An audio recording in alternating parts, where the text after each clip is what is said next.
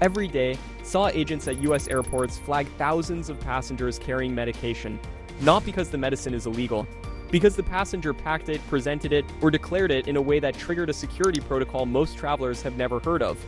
TSA has specific, updated rules for how medication must be carried, labeled, separated, and declared at security. Most passengers learn these rules only after their prescriptions have been pulled aside for additional screening, delayed, inspected, and sometimes confiscated if they violate protocols for controlled substances.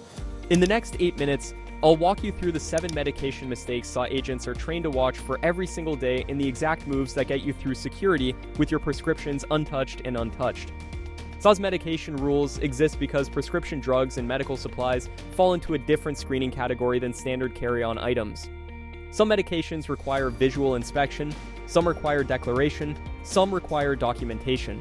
The rules changed in 2024 to accommodate expanded medical exemptions, but most passengers are still following outdated guidance that no longer applies. The mistakes below are the ones TSA agents encounter daily. Understanding them eliminates the flag. Let's get into it. Mistake 1. Not declaring medication at the document check. The single most common medication mistake is silence. Passengers carrying prescription medication, liquid prescriptions, or medical devices are not required to declare them, but TSA strongly recommends it. An undeclared medication is the #1 trigger for secondary screening.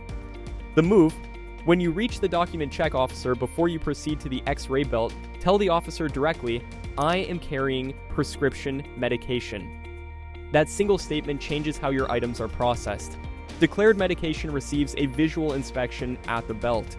Undeclared medication that appears anomalous on X-ray receives a manual bag search.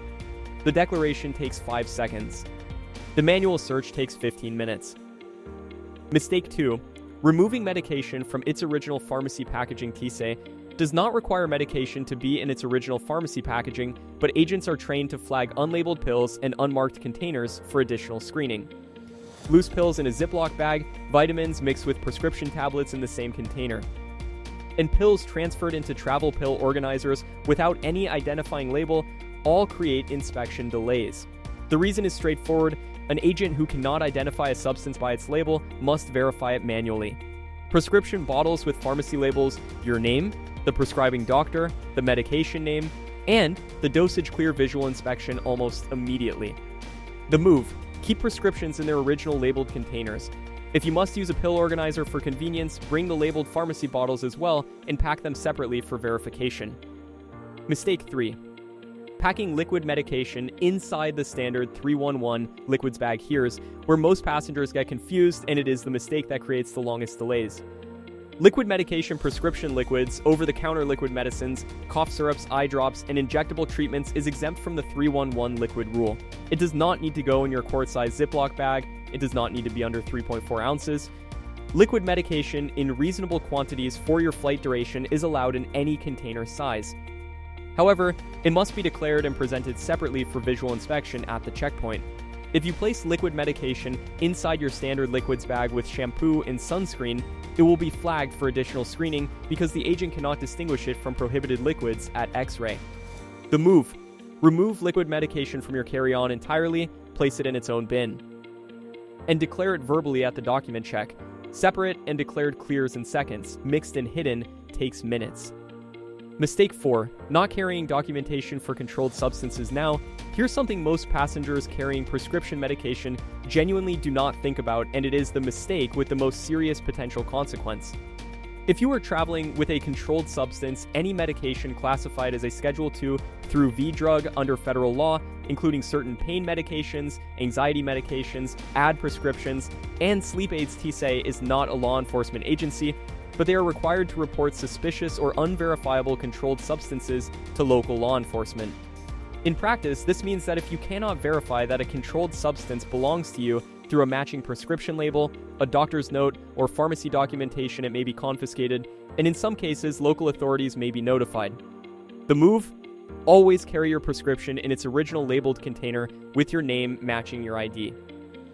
For international travel, bring a doctor's note or a letter from your prescribing physician stating the medication name, dosage, and the medical necessity. That documentation prevents a 15-minute inspection from escalating into something far more serious. Mistake 5. packing medical devices without knowing TSA's separate screening protocol, medical devices, CPAP machines, insulin pumps, nebulizers. Continuous glucose monitors and similar items have their own TSA screening protocol. They are allowed through security. They are not subject to the liquids rule for attached components, but they do require separate processing. CPAP machines must be removed from their case, placed in a separate bin, and will receive an explosive trace detection swab. Insulin pumps and continuous glucose monitors can remain attached to your body till the agent at document check, and they will perform a visual inspection and a pat-down of the device area instead of requiring removal. The mistake is packing these devices inside your main carry-on without planning for separate screening. If a CPAP is buried in a dense bag, it triggers a manual search. If an insulin pump is undeclared, it triggers additional pat-down time. Declare medical devices at document check, pack them for easy removal. The process is designed for these items, you just have to use it. Mistake 6. Bringing more medication than your flight duration justifies. TSA allows medication in quantities reasonable for the duration of the flight, plus any connecting time.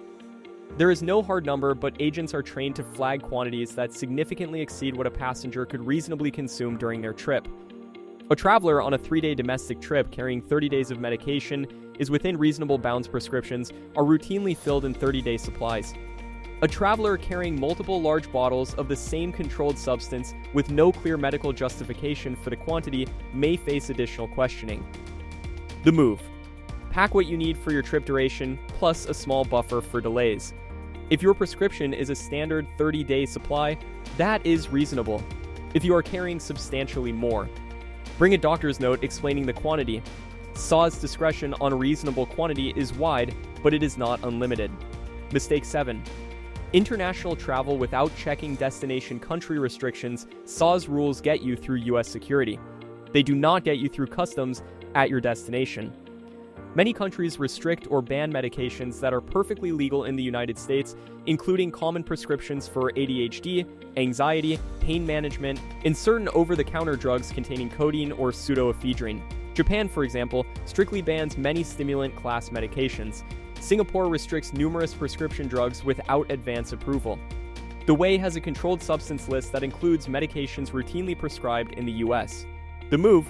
Before any international trip, check the embassy or customs website of your destination country for their medication import rules. Bring your prescriptions in original labeled containers. Carry a doctor's letter. And, for restricted medications, apply for an import permit through the destination country's health authority before you fly, not after you arrive. Getting through TSA is step 1. Getting through customs is step 2. Both require different preparation. TSA's medication rules exist to accommodate travelers who need their prescriptions, not to block them. The passengers who get delayed, flagged, or questioned are almost always the ones who didn't know the protocol, not the ones who violated it deliberately. Declare your medication. Keep it labeled. Separate your liquids.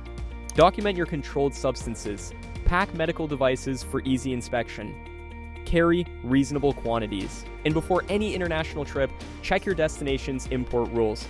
You now know the 7 things TSA agents watch for every single day and how to eliminate every one of them before you leave your house. If you're realizing that most of what slows you down at security is simply information you didn't have before, hit subscribe. Every week on AirWise HQ, we break down exactly how air travel works so you can move through every checkpoint with confidence. See you on the next one. Drop a comment below. Have you ever had medication flagged or delayed at TSA? What was it? I'd love to know.